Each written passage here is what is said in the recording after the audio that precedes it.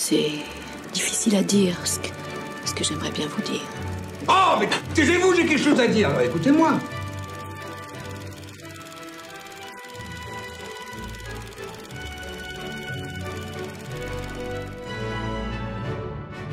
Faut prendre le temps de prendre son temps.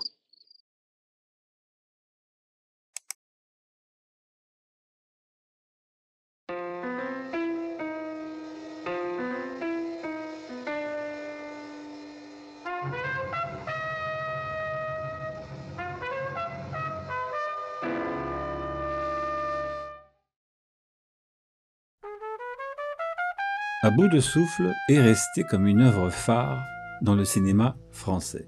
Il y a des films mythiques, injustifiés. C'est le contexte qui a consacré cette œuvre plutôt que ses réelles qualités. New York Herald Tribune. Jean-Luc Godard se lance dans une première étape de sa carrière, avec un mélange de films bricolés comme Un petit soldat en 1961 ou de plus grande ampleur, tels Le Mépris en 1963, avant de sombrer dans le film militant, puis de revenir avec des œuvres hermétiques au début des années 80. Sauf qu'il peut La Vie, Passion, Détective, Nouvelle Vague. Pourquoi faire simple quand on peut faire incompréhensible?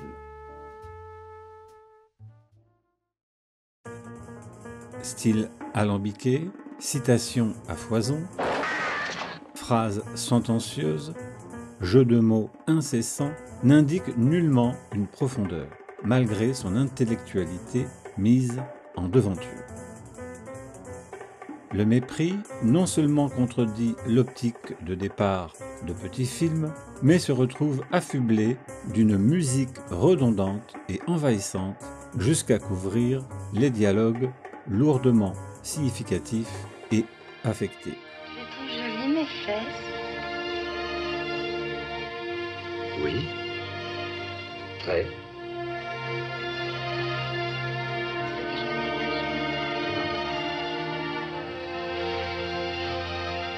Ça va. Et mes seins, tu les aimes? Oui. Énormément. Doucement un peu, pas si fort. Pardon. Cette déconstruction pavlovienne et cérébrale est l'ère du temps et sera le refuge de Godard pour éviter de nous dire ce qu'il a à nous dire ou qu'il n'a rien à nous dire. Nous étions en pleine effervescence structuraliste. C'était le début d'une certaine modernité qui se poursuivra avec Jacques Derrida et sa déconstruction, et celle-ci émigrera aux États-Unis. Il serait trop long d'entrer dans le détail, mais ce que l'on peut retenir est un éclatement de toutes les catégories sociales de la représentation, de la politique à l'esthétique. Be you. Be proud of you because you can do what we want to do. Au moment même où le libéralisme privatisait toute la société. Il fallait à tout prix être moderne, au point de prendre fait et cause au final pour les persécutés de la société, voyous, fous ou autres minorités. Ce discours est encore actuel dans les universités, avec la théorie du genre repris par les grandes entreprises et les institutions. Le pouvoir, donc. C'est vraiment dégueulasse. À bout de souffle inaugure la longue série de films qui, derrière un paravent moralisateur, parvient à légitimer les criminels. Godard en parle à nouveau dans Prénom Carmen. À un moment, Joseph, qui était gendarme, est jugé car l'attaque de la banque commise par Carmen a fait plusieurs morts. La Société Générale, oui. L'argent des grandes banques. L'argent du pouvoir. Merde, dites la vérité. Faites la terre, monsieur le président. Non, je ne me tairai pas. Il a eu raison. La jeunesse choisit toujours l'amour contre l'argent. Faites la terre, monsieur le président. La parole est à l'accusation. Cette cucuterie illustre l'irresponsabilité de l'individu sans que ce dernier ne se voie jugé pour avoir aidé une criminelle. L'arrivée sur le marché de nouvelles caméras, la Caméflex de la firme Éclair, permettent de tourner à moindre coût. et de s'improviser réalisateur. À bout de souffle n'est pas le premier film tourné hors des studios, mais il est l'un des premiers à inscrire cette sortie comme système, même si Godard prétend que la seule idée que les jeunes Turcs ont eue a été la caméra à l'épaule. Ce qui est faux. Le cinéaste allemand Murnau l'avait expérimenté dans Le Dernier des Hommes en 1925. Où est l'innovation quand auparavant le matériel était beaucoup plus lourd?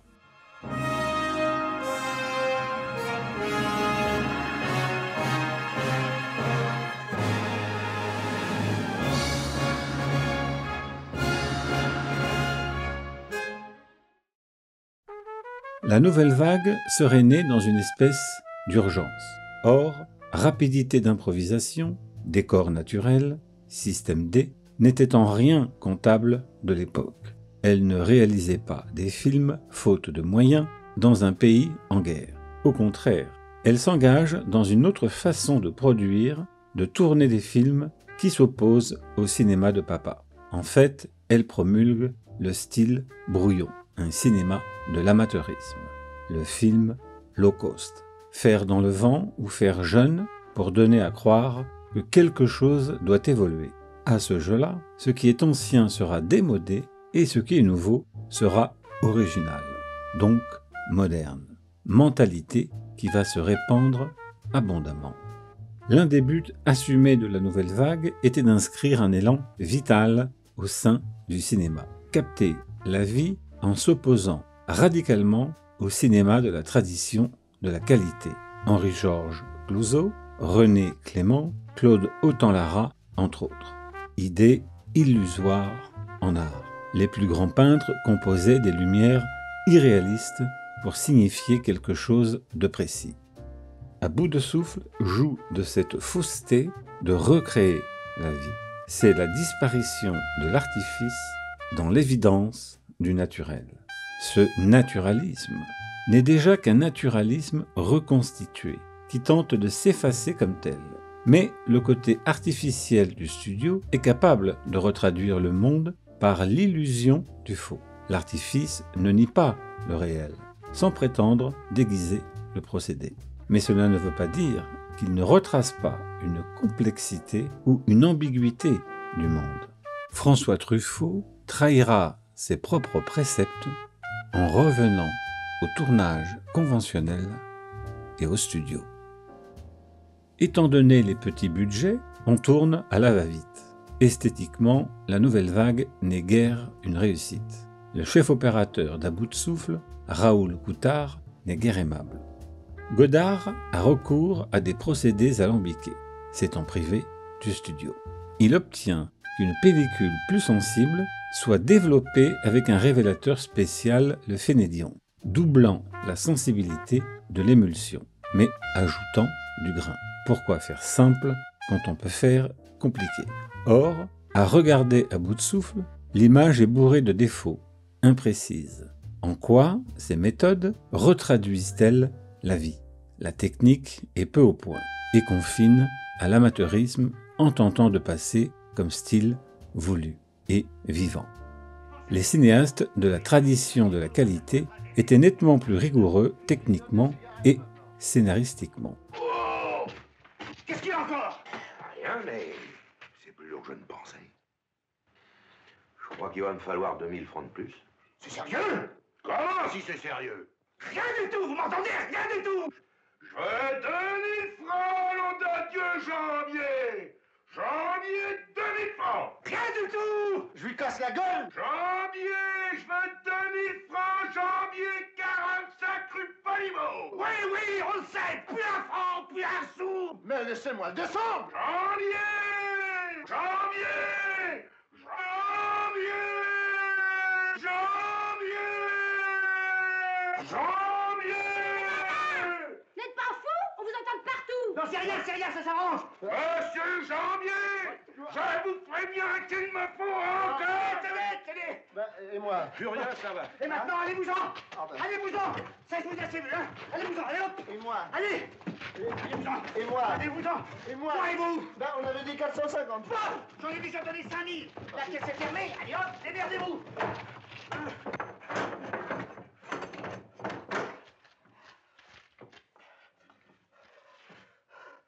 Je me souviendrai de ce cochon.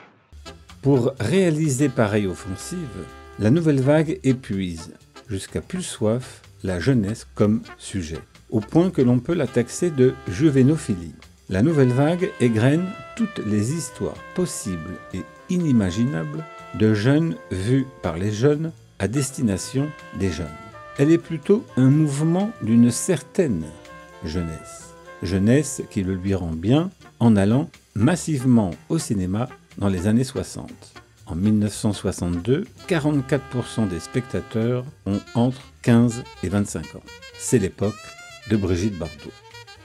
Dressage à la nouvelle consommation, impérialisme du sexe, du ludisme et de la transgression seront la stratégie de prédation du monde libéral, tel le club Méditerranée à l'échelle de la société. Le phénomène joue comme un signe de reconnaissance parmi la petite bourgeoisie montante. La nouvelle vague va donner le ton aux premiers enfants du baby-boom. Génération lyrique, comme l'appelle François Ricard dans son remarquable livre, et qui héritent d'un monde sans effort, et qui le changeront en imposant le jeunisme, le ludisme, la sexualité dite libre. Le monde aussi tel qu'il est devenu.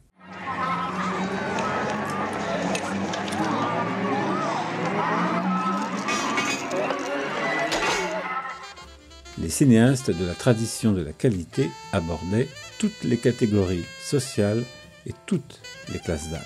Avant même l'apparition de la nouvelle vague, le cinéaste Marcel Carnet traçait dans Les Tricheurs, en 1958, un portrait acerbe de cette jeunesse dorée de Saint-Germain-des-Prés.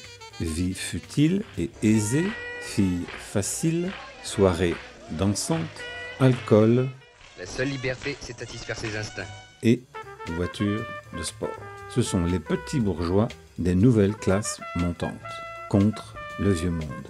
Futur révolté de mai 68. De nos jours, rien n'a changé et s'est accentué. Derrière le discours moderne et jeuniste, il s'agit d'imposer les méthodes des films de série B des studios hollywoodiens. En 1948, ceux-ci sont condamnés à se séparer de leur salle. La Paramount est la première à signer un décret de consentement, Paramount Decision. Ayant auparavant la main mise sur les films et leur diffusion, les studios produisent des films à petit budget pour garder leur monopole face à la concurrence et se sauver de la crise. C'est le début de la fin des grands studios hollywoodiens.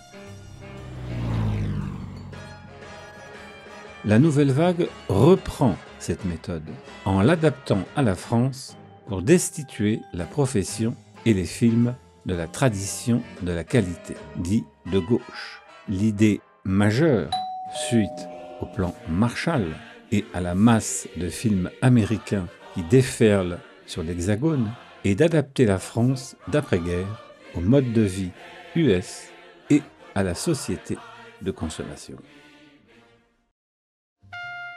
Ce qui contredit la volonté de retracer la vie brute est que Godard truffe son premier film de nombreuses références au cinéma de série B, en le dédiant à la Monogram Pictures. Le réel n'est vu qu'à travers la mythologie du cinéma de gangsters. À bout de souffle, joue d'une accumulation de signes référentiels exhibés, s'exerçant sur tous les modes. Les affiches, plus dure sera la chute de Mark Robson, la gestuelle, Poicart qui passe son pouce sur ses lèvres empruntées à Humphrey Bogart, bande-son, dialogue entendu dans une salle de cinéma, tiré du mystérieux Dr Corvo d'Otto Preminger, anecdote racontée par Michel à Patricia sur le conducteur de bus résumant le démon des armes de J.H. Lewis. Plagiat scénaristique, la scène où Poicart assomme un homme dans les toilettes est empruntée à La femme à abattre de Raoul Walsh.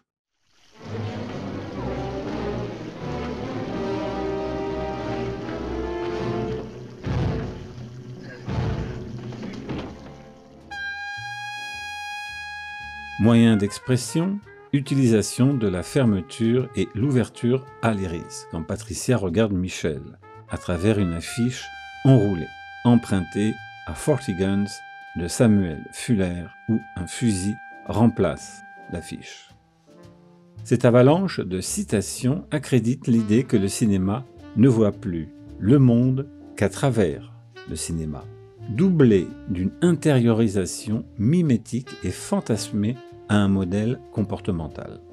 Griffe reconnaissable du cinéaste qu'il ventile à une catégorie de spectateurs complices. Dernier point, les cahiers du cinéma furent un relais efficace comme autopromotion par articles interposés. En 2 ans et demi, 10 films des anciens critiques des cahiers sont en une. Le petit groupe s'entraide en disant du bien des uns et des autres. Parfois, ce sont dans les films mêmes où l'on s'auto-congratule. Dans À bout de souffle, Michel croise une femme qui tient les cahiers du cinéma à la main. Dans Une femme est une femme, Godard cite son premier long métrage et fait dire à Belmondo: Écoutez, décidez-vous. À la télé chez Marcel, il passe Un bout de souffle. Je voudrais pas le louper. Nul hasard si aujourd'hui le cinéma français a sombré, passant de la subversion à la subvention. Sans tout ce contexte, À bout de souffle serait resté un film de série B au style amateur. Que raconte-t-il? Il met en scène un voyou, un tantinet poseur avec ses mimiques, vivant de la mythologie du gangster au cinéma. Fascination de Godard pour le voyou, et non le prolétaire, qui, par haine du système, peut tuer sans état d'âme. Symptôme classique du marginal bourgeois. Godard sombrera lui-même dans le maoïsme, allant jusqu'à justifier le terrorisme ou la lutte armée.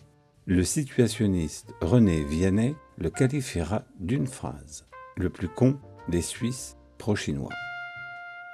Il s'inscrit à cette époque dans la tradition d'un Sartre qui prenait fait et cause pour la violence des persécutés de la société, théorie de l'excuse, ce qui ne légitime pas la violence de policiers au service d'un État.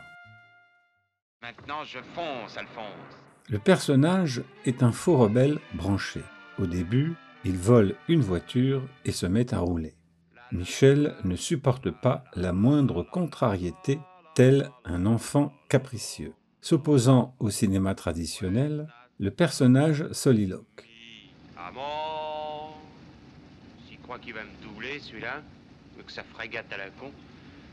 Et s'adresse directement au spectateur fictif tout en le méprisant, brisant l'interdit du regard caméra. Si vous n'aimez pas la mer, si vous n'aimez pas la montagne, si vous n'aimez pas la ville,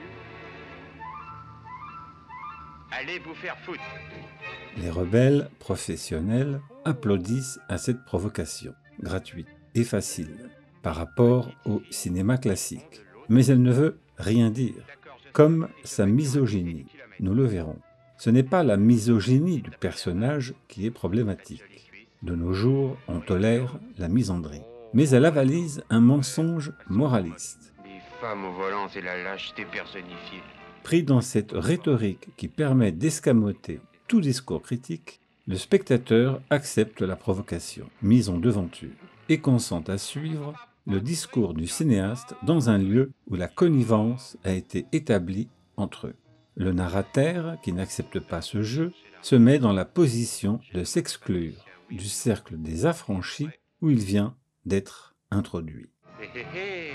Ce qui suit est plus ambigu. Michel découvre un pistolet dans la boîte à gants, il s'amuse avec et tire imaginairement sur des personnes qu'il croise.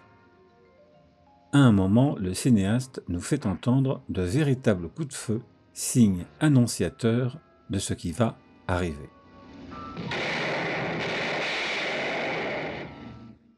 Dépassant un camion, Michel est pris en chasse par 2 gendarmes, en moto, puis les sème en s'engageant dans un chemin.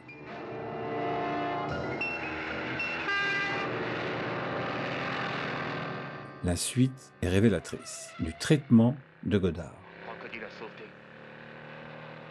Un motard revient sur ses pas et découvre la voiture de Michel. Le motard, incarnation de la loi, est traité sommairement. Le meurtre est abstractisé. Ne bouge pas ou je te brûle.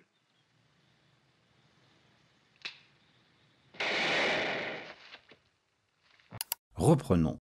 Une menace du policier en hors-champ.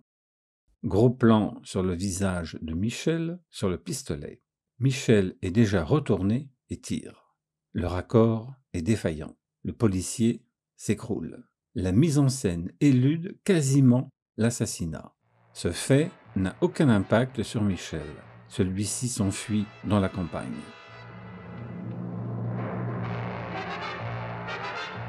Un noir intervient. La musique dramatique laisse place à une musique décontractée.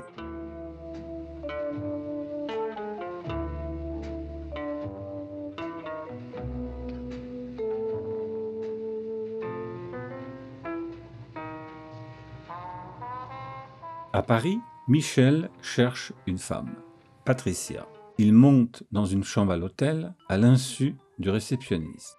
Ne paye pas sa bière. Je vais acheter le journal, je reviens.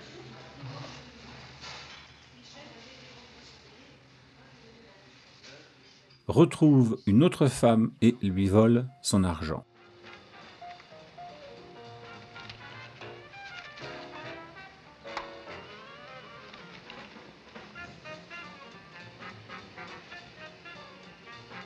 Alors tu viens pas petit déjeuner au Royal? Je suis vachement en retard. Michel achète des journaux et aperçoit un article relatant son crime. Il rencontre Thomas Alchoff qui lui doit de l'argent. La police l'a identifié comme étant l'assassin du gendarme. Est-ce que monsieur Tolmatchoff est là? Le guichet aviation. Tout au long de cette séquence, on remarque que la caméra suit Michel en différents travelling et en plan séquence pour donner une naturalité.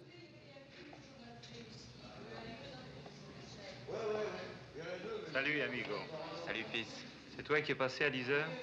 Venez chercher mon argent, oui. Il est là, viens. Il rejoint Patricia qui vend le New York Herald Tribune pour financer ses études et devenir journaliste.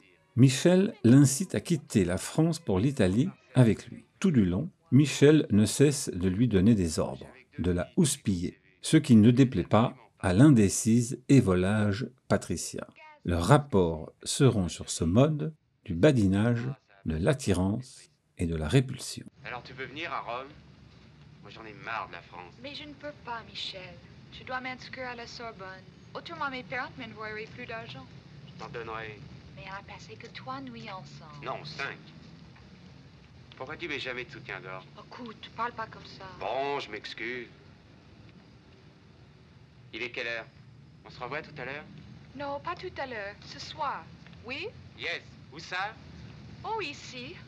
Patricia est séduite par le monde des médias, aussi frivole qu'elle, tout en se dévoyant avec un homme trivial et vulgaire, typique de la petite bourgeoisie. Les Français disent toujours une seconde pour dire 5 minutes.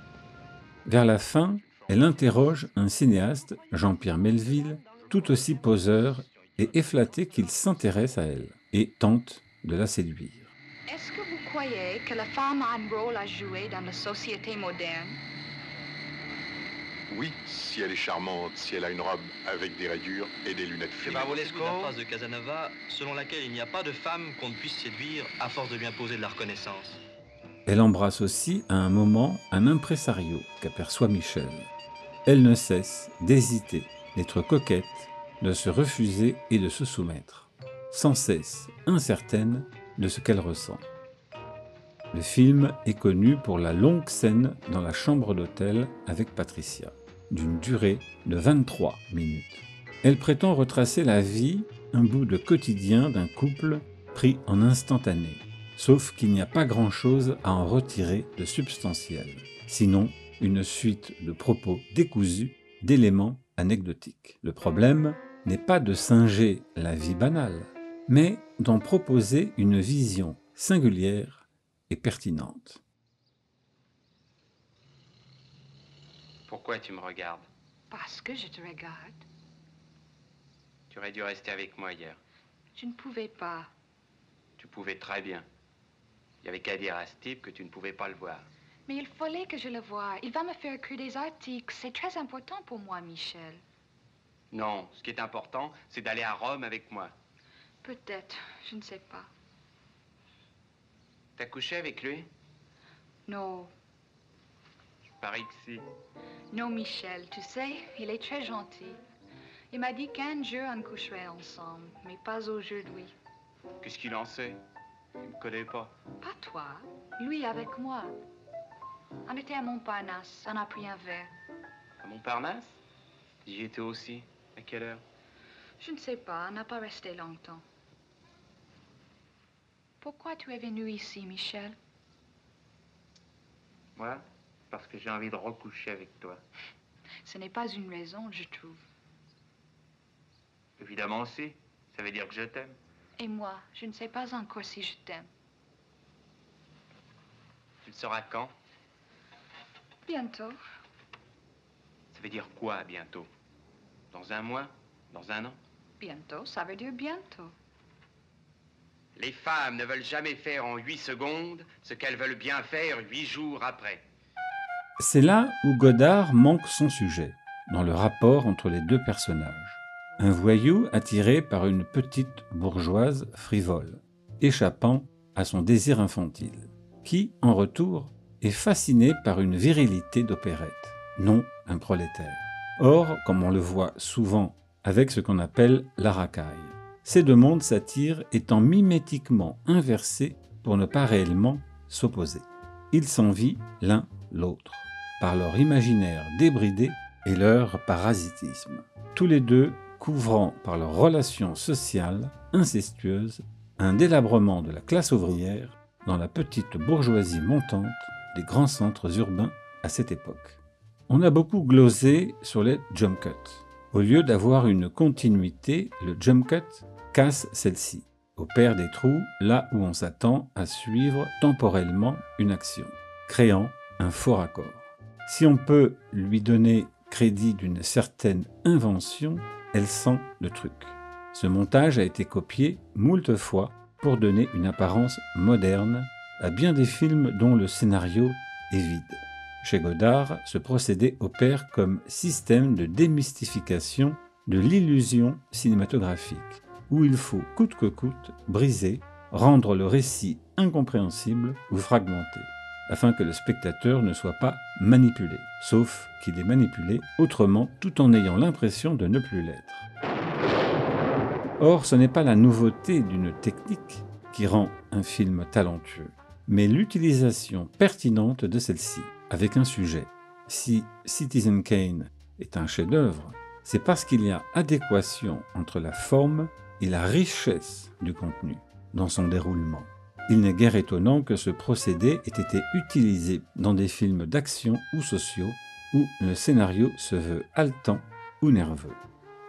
Dans À bout de souffle, on en a de multiples exemples dans la scène de voiture ou dans la chambre d'hôtel entre Michel et Patricia. Godard le pratique d'abord pour réduire la durée de son film, coupant au hasard. Ces jump cuts nous rappellent d'un côté que l'on est au cinéma et joue d'un artifice exhibé. Ce procédé révèle son côté hasardeux dans plusieurs scènes auxquelles se rajoute une trame scénaristique fort arrangeante. Un passant, Godard lui-même, lit François et tombe par le plus grand des hasards sur Michel lisant François, où apparaît sa photo.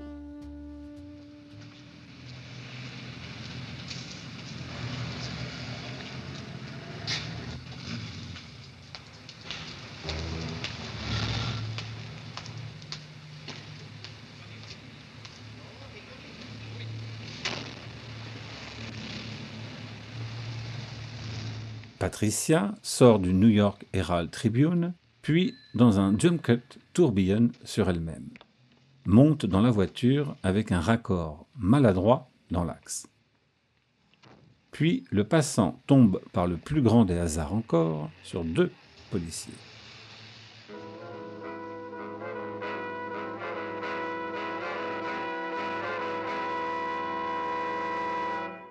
De même, plus tard, un enquêteur arrive juste au moment où Patricia vient de rentrer dans le New York Herald Tribune. Puis, en sortant, Michel surprend les 2 policiers dont l'un suit Patricia, ce qui n'empêche pas cette dernière de faire un signe à Michel qu'un policier l'a prise en filature.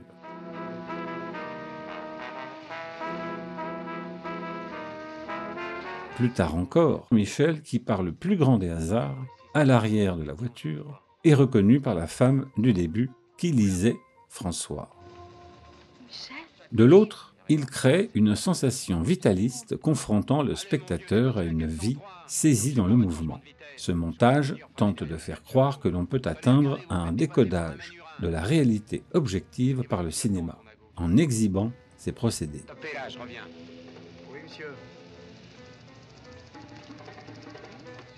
Godard tente d'en donner l'illusion au point que les bruits étouffent les voix. Sirène tonitruante dans la chambre d'hôtel et l'on peine à comprendre ce qui se dit.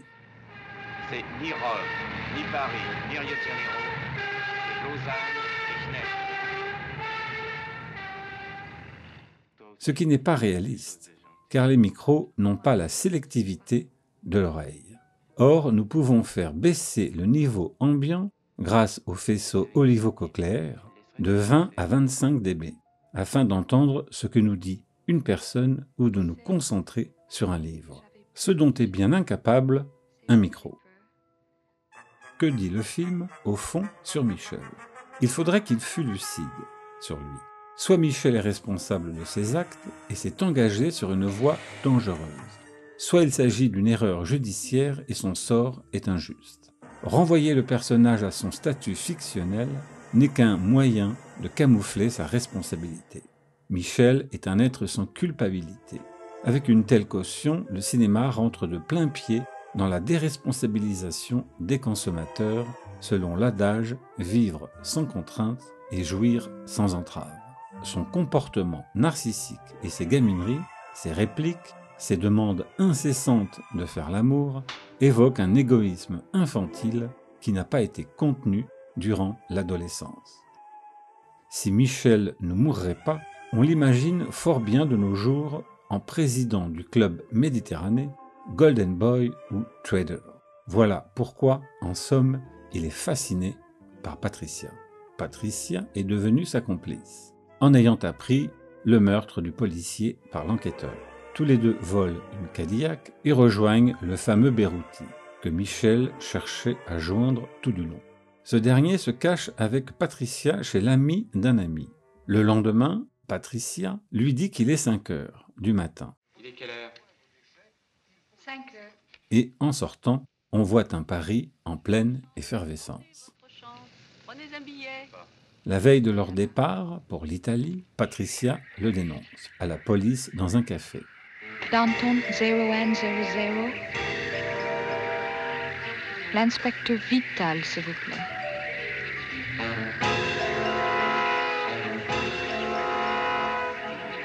Allô? Patricia Franchini. Vous savez, le garçon que vous cherchez, je viens de le voir.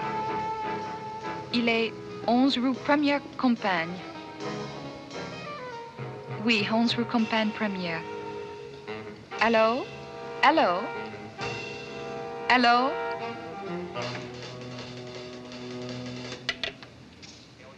Elle annonce à Michel qu'elle l'a trahi, et celui-ci ne semble pas très offusqué. Michel, j'ai téléphoné à la police. J'ai dit que tu étais ici. T'es cinglé? Ça va pas, non? Si, ça va très bien. Non, ça ne va pas. Elle prétexte que c'était pour savoir si elle était amoureuse de lui. Michel refuse de prendre la fuite. Étonnamment. Quand il voit Beyrouthi, Il n'accepte ni de monter dans sa voiture, ni de prendre l'arme, mais celui-ci la lui jettera. Fous le camp!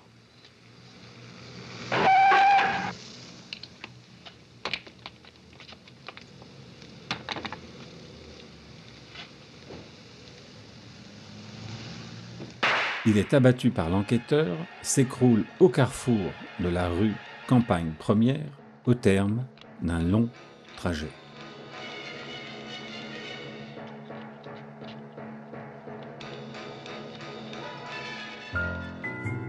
Rappelons que le meurtre du policier était abstraitement montré. Tout aurait été différent s'il avait été réaliste. La mort de Michel, inversement, est longuement soulignée. Michel parcourt plusieurs mètres avant de s'écrouler. Il agonise.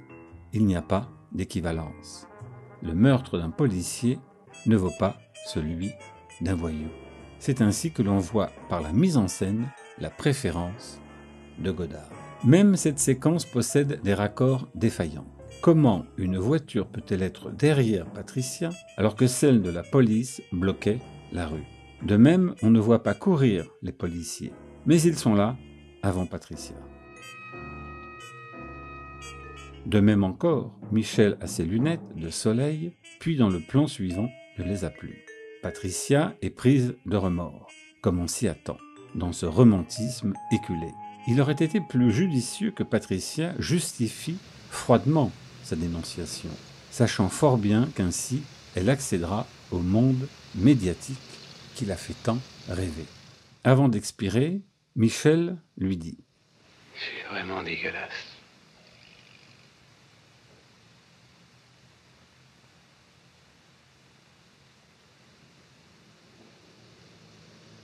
La jeune femme demande à un policier. Qu'est-ce qu'elle a dit? Le policier répond. Vous êtes vraiment une dégueulasse. Suit un regard caméra de Patricia, qui reprend le geste de passer son pouce sur ses lèvres, emprunté à Monica d'Ingmar Bergman dans le plan final. Façon d'interroger le spectateur sur l'immoralité de son action. Nous ressentons peut-être de la peine à voir Michel mourir et de l'indignation devant la dénonciation de Patricia. Le mensonge du film a déplacé la responsabilité de Michel sur Patricia en indiquant la perversité déguisée derrière le beau visage de la jeune femme. Le film camoufle les actes de Michel en le rendant sympathique avec ce côté jeune chien fou, avalisant hypocritement sa misogynie. Tout est renversé, sans compter que Michel a le toupet de réclamer une morale, avec ce terme de dégueulasse, alors qu'il abat des hommes sans état d'âme. À force d'agir comme il le fait, il n'a que ce qu'il mérite. Non qu'il mérite la mort, mais que son comportement ne peut le mener qu'à une mort certaine. On saisit la sympathie du cinéaste envers ce voyou, condition sociale, de parasite, comportement adolescent, qui vit comme il l'entend, ne doit rien aux autres, et encore moins à la société. Si tel n'était pas le cas, la mise en scène du cinéaste serait plus distanciée. Elle ne ferait pas de Michel un poseur avec ses mimiques, ou elle s'attacherait à comprendre la complexité du voyou tout en montrant sa perversité. C'est cela qui fait d'À bout de souffle un film malhonnête et bricolé, derrière ses airs enjoués et détachés. Comme il était dit, il y a des films mythiques, injustifiés.